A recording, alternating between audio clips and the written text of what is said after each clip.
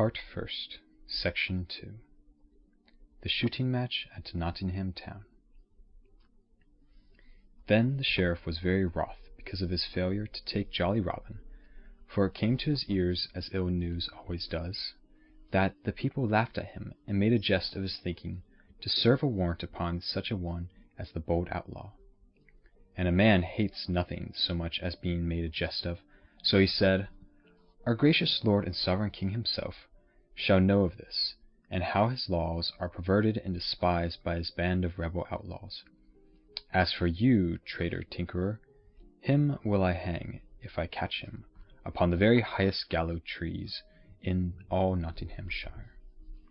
Then he bade all his servants and retainers to make ready to go to London town, to see and speak with the king.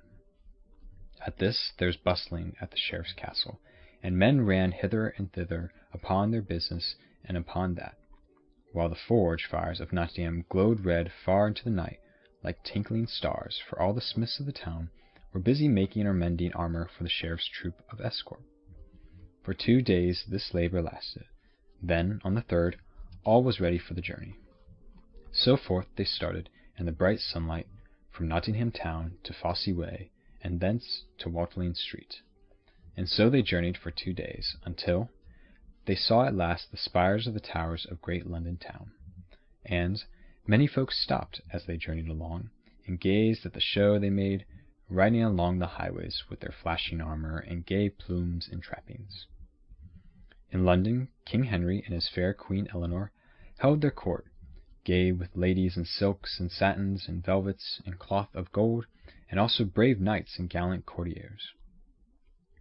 Thither came the sheriff, and was shown into the king's presence. A boon, quoth he, as he knelt upon the ground. "Now, what wouldst thou have?" said the king. "Let us hear what may be thy desires." "O, my good lord and sovereign," spake the sheriff, "in Sherwood Forest, in our own good shire of Nottingham, liveth a bold outlaw, whose name is Robin Hood." "In good sooth," said the king, "his doings have reached even our own royal ears. He is a saucy, rebellious varlet, yet, I am fain to own, a right merry soul withal." "But hearken, O most gracious sovereign," said the sheriff. "I sent a warrant to him with thine own royal seal attached, by a right lusty knave, but he beat the messenger and stole the warrant. And he killeth thy deer and robbeth thine own liege subjects even upon the great highways." "But how now?" quoth the king wrathfully. "What wouldst thou have me do? Comest thou not to me with a great array of men at arms and retainers, and yet art not able to take a single band of lusty knaves without armor on beast in thy own country? What wouldst thou have me do? Art thou not my sheriff? Are not my laws in force in Nottinghamshire? Canst thou not take thine own course against those that break the laws, or do any injury to thee or thine? Go, get thee gone, and think well. Devise some plan of thine own, but trouble me no further. But look well into it, master sheriff, for I will have my laws obeyed by all men within my kingdom, and if thou art not able to enforce them, thou art no sheriff for me. So look well to thyself, I say, or ill may befall thee, as well as all the thieving knaves in Nottinghamshire. Then the flood cometh, and sweepeth away grain as well as chaff." Then the sheriff turned away with a sour and troubled heart, and sadly he ruined his own fine show of retainers, for he saw that the king was angry because he had not so many men about him, and yet could not enforce the laws. So, as they all rode slowly back to Nottingham, the sheriff was thoughtful and full of care. Not a word did he speak to anyone, and no one of his men spoke to him, but all the time he was busy devising some plan to take Robin Hood. "Ah!" cried he suddenly, smiting his hand upon his thigh, "I have it now. Ride on, my merry men all, and let us get back to Nottingham Town as speedily as we may. And mark well my words, before a fortnight is past, that evil knave Robin Hood will be safely clapped into Nottingham gallows." But what was the sheriff's plan? As a usurer takes each one a bag of silver angels, and feeling each coin to find whether it is chipped or not, so the sheriff, as all rode slowly and sadly back to Nottingham, took up thoughtful after thought in turn, feeling around the edges of each, but finding in every one some flaw. At last he thought of the daring soul of Jolly Robin, and how, as he the sheriff knew, he often came even within the walls of Nottingham. Now, thought the sheriff, could I but persuade Robin nigh to Nottingham Town, so that I could find him, I warrant I would lay hands upon him so stoutly that he would never get away again. Then, of a sudden, it came to him like a flash, that were he to proclaim a great shooting match and offer some grand prize, Robin Hood might be over-persuaded by his spirit to come to the butts, and it was this thought which caused him to cry, "Ah!" and smite his palm upon his thigh. So, as soon as he had returned safely to Nottingham, he sent messengers north and south and east and west to proclaim throughout town, hamlet, and countryside this grand shooting match, and everyone was bidden and would draw a longbow, and the prize was to be an arrow of pure beaten gold. When Robin Hood first heard of the news of this, he was in Lincoln Town, and hastened back to Sherwood Forest. He soon called all his merry men about him, and spoke to them thus: "Now hearken, my merry men all, to the news that I have brought from Lincoln Town today. Our friend the Sheriff of Nottingham hath proclaimed a shooting match, and hath sent messengers to tell of it throughout all the countryside, and the prize is to be a bright golden arrow. Now, I fain would have one of us win it, both because of the fairness of the prize, and because our sweet friend the Sheriff hath offered it. So we will take our bows and shafts, and go there to shoot, for I know right well that merriment will be a-going. What say ye, lads?" Then young David of Doncaster spoke up and said, "Now listen, I pray thee, good master, unto what I say. I have come straight from our friend Ealdmanno the Blue Boar, and there I heard the full news of this same match. But, master, I know from him, and he got it from the sheriff's man, Ralpho the Scar, that this same knavish sheriff hath but laid a trap for thee in the shooting match, and wishes nothing as much as to see thee there. So go not, good master, for I know right well he doth seek to beguile thee, but stay within the greenwood, lest we all meet dole and woe." "Now," quoth Robin, "thou art a wise lad, and keepeth thine ears open and thy mouth shut, as becometh a wise and crafty woodsman. But shall we let it be said that the Sheriff of Nottingham did cow bold Robin Hood, and the 70 as fair archers as are in all merry England? Nay, good David, what thou tellest me maketh me to desire the prize even more than I else should do. But what saith our good gospel-ship Swaintold? Is it not a hasty man burneth his mouth, and the fool that keepeth his eyes shut falleth into a pit?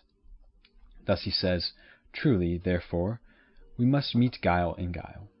Now, some of you clothe yourself as curtain friars, and some as rustic peasants, and some as tinkerers or as beggars, but see that each man taketh a good bow or broadsword, in case he should arise.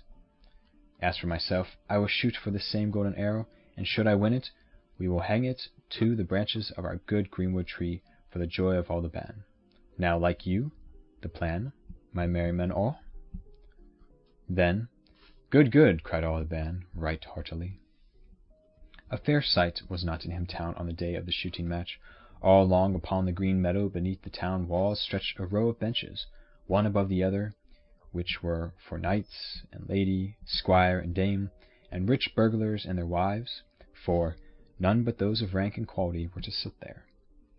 At the end of the range, near the target, was a raised seat bedecked with ribbons and scarfs and garlands of flowers for the Sheriff of Nottingham and his dame. The range was 20 paces broad. At one end stood the target, at the other end a tent of striped canvas, from the pole of which fluttered many-colored flags and streamers.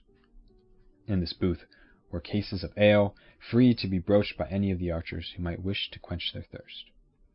Across the range from where the seats for the better folk were, raised a railing to keep the poorer people from crowding in front of the target.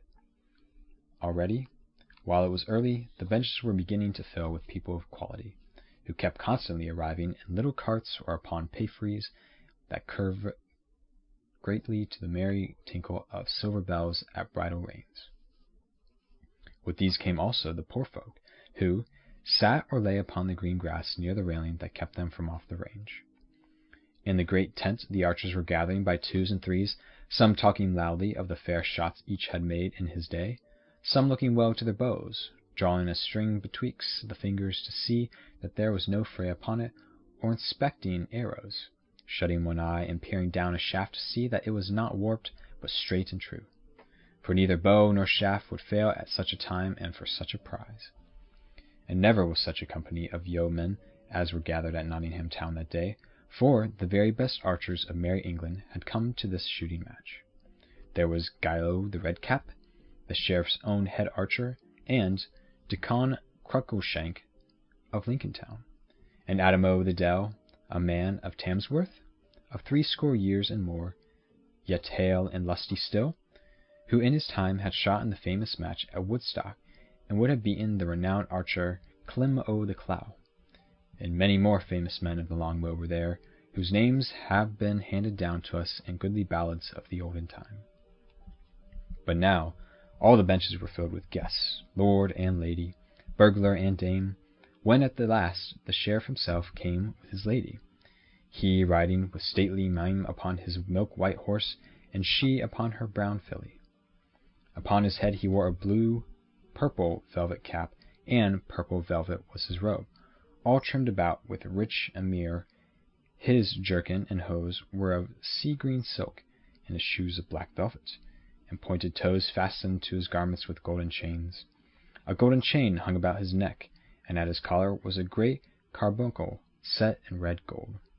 His lady was dressed in blue velvet, all trimmed with swan's down, so that they made a gallant sight as they rode along side by side. And all the people shouted from where they crowded across the space from the gentlefolk. So the sheriff and his lady came to their place, where men-at-arms, with hauberk and spear, stood about waiting for them. Then, when the sheriff and his dame had sat down, he bade his herald wind upon his silver horn, who thereupon sounded 3 blasts that came echoing cheerily back from the grey walls of Nottingham. Then the archers stepped forth to their places, while all the folk shouted with a mighty voice, each man calling upon his favourite yeoman. Redcap, cried some. Cruikshank, cried others. Hey, for William o' Leslie, shouted others yet again, while ladies waved their silken scarfs to urge each yeoman to do his best. Then the herald stood forth and loudly proclaimed the rules of the game as follows. Shoot each man from yon mark, which is 70 yards, and 10 from the target. 1 arrow shooteth each man first, and from all the archers shall the 10 that shooteth the fairest shafts be chosen for the shoot again. 2 arrows shooteth each man of these 10, then shall the 3 that shoot the fairest shafts be chosen for the shoot again. 3 arrows shooteth each man of those 3, and to him that shooteth the fairest shafts shall the prize be given. Then the sheriff leaned forward, looking keenly upon the press of archers to find whether Robin Hood was among them. But no one was there clad in Lincoln green, such as worn by Robin and his band. Nevertheless, said the sheriff to himself, he may still be there, and I miss him among the crowd of other men. And let me see but 10 men shoot, for I wot he will be among the 10, or I know him not. And now the archers shot each man in turn, and the good folk never saw such archery as was done that day. 6 arrows were there within the clout, 4 within the black, and only 2 smote the outer ring. So that when the last arrow sped and struck the target, all the people shouted aloud, for it was noble shooting. And now but 10 men were left of all those that had shot before, and of these 10, 6 were famous throughout the land, and most of the folk gathered therewith knew them. The 6 men were Gilberto the Redcap, Adamo the Dell, Dickon Cruikshanks, William o' Leslie, Herbert O'Cloud, and Swithin o' Hertford. 2 others were yeomen of merry Yorkshire, and another was a tall stranger in blue, who said he came from London Town. And the last was a tattery stranger in scarlet, who wore a patch over one eye. Now, quoth the sheriff to man-at-arms who stood near him, seest thou Robin Hood among those 10? Nay, that do I not, your worship, answered the man. 6 of them I know right well, of those Yorkshire yeomen, one is too tall and the other too short for that bold knave. Robin's beard is as yellow as gold, while yon tattered beggar is scarlet, hath a beard of brown, besides being blind of one eye. As for the stranger in blue, Robin's shoulders, I ween, are 3 inches broader than his. Then quoth the sheriff, smiting his thigh angrily, Yon knave is a coward as well as a rogue, and dares not show his face among good men and true. Then, after they had rested a short time, those 10 stout men stepped forward to shoot again. Each man shot 2 arrows. As they shot, not a word was spoken, but all the crowd watched with scarce a breath of sound. And when the last had shot his arrow, another great shout arose, while many cast their caps aloft for joy of such marvellous shooting. Now, by our gracious lady fair, quoth Sir Amyas the Dell, who bowed with 80 years and more, sat near the sheriff, ne'er e'er saw I such archery in all my life before. Yet have I seen the best hands of the longbow for 80 years and more. And now but 3 men were left of all those who had shot before. One was Gillo the Redcap, one the tattered stranger in scarlet, and one Adam the Dell of Tamsworth Town. Then all the people called aloud, some crying, Ho, for Gilbert the Redcap, and some, Hey, for stout Adam Tamsworth. But not a single man in the crowd called upon the stranger in scarlet. Now, shoot thou well, Gilbert, cried the sheriff, and if thine be the best shaft, 50 broad silver pennies will I give to thee beside the prize. Truly I will do my best, quoth Gilbert right sturdily. A man cannot do aught but his best, but that will I strive to do this day. So saying, he drew forth a fair smooth arrow with a broad feather, and fitted it deftly to the string. Then drawing his bow with care, he sped the shaft. Straight flew the arrow, and lit fairly in the clout, a finger's breadth from the centre. Ah, Gilbert, shouted all the crowd. And now, by my faith, cried the sheriff, smiting his hands together, this is a shrewd shot. Then the tattered stranger stepped forward, and all the people laughed as they saw a yellow patch that showed beneath his arm when he raised his yellow bow to shoot, and also to see him aim with but one eye. He drew the good yew bow quickly, and quickly loosening his shaft, so shot was the time that no man could draw a breath betwixt the drawing and the shooting. Yet his arrow lodged nearer the centre than the other by twice the length of a barleycorn. Now, by all the saints in paradise, cried the sheriff, that is a lovely shaft and very true. The Adam the Dell shot carefully and cautiously, and his arrow lodged close beside the stranger's. Then, after a short space, they all shot 3 again, and once more each arrow lodged within the clout. But this time Adam the Dell was furthest from the centre, and again the tattered stranger's shot was the best. Then, after another time of rest, they all shot for the 3rd time. This time Gilbert took great heed to his aim, keenly measuring the distance and shooting with shrewdest care. Straight flew the arrow, and all shouted till the very flags that waved in the breeze shook with the sound, and the rooks and the daws flew clamorously about the roofs of the old grey town, for the shaft had lodged close beside the spot that marked the very centre. Well done, Gilbert, cried the sheriff right joyously. Fain am I to believe the prize is thine, and rightly fairly won. Now, thou ragged knave, let me see thee shoot a better shaft than that. Naught spake the stranger, but took his place, while all was hushed, and no one spoke, or even seemed to breathe. So great was the silence for wonder that whether he would do. Meanwhile, also, quite still stood the stranger, holding his bow in his hand, while one could count 5. Then he drew his trusty yew, holding it drawn for a moment, then loosening the string. Straight flew the arrow, and so true that it smote a grey goose feather off from Gilbert's shaft, which fell fluttering through the sunlit air as the stranger's arrow lodged close beside his of the Redcap, and in the very centre. No one spoke a word for a while, and no one shouted, but each man looked into his neighbour's face amazingly. Nay, quoth old Adam the Dell presently, drawing a long breath and shaking his head as he spoke, 20 years and more have I shot shaft, and maybe not at all times bad, but I shoot no more this day, for no man can match with yon stranger, and whosoever he may be. Then he thrust his shaft into his quiver, rattling and unstrung his bow without another word.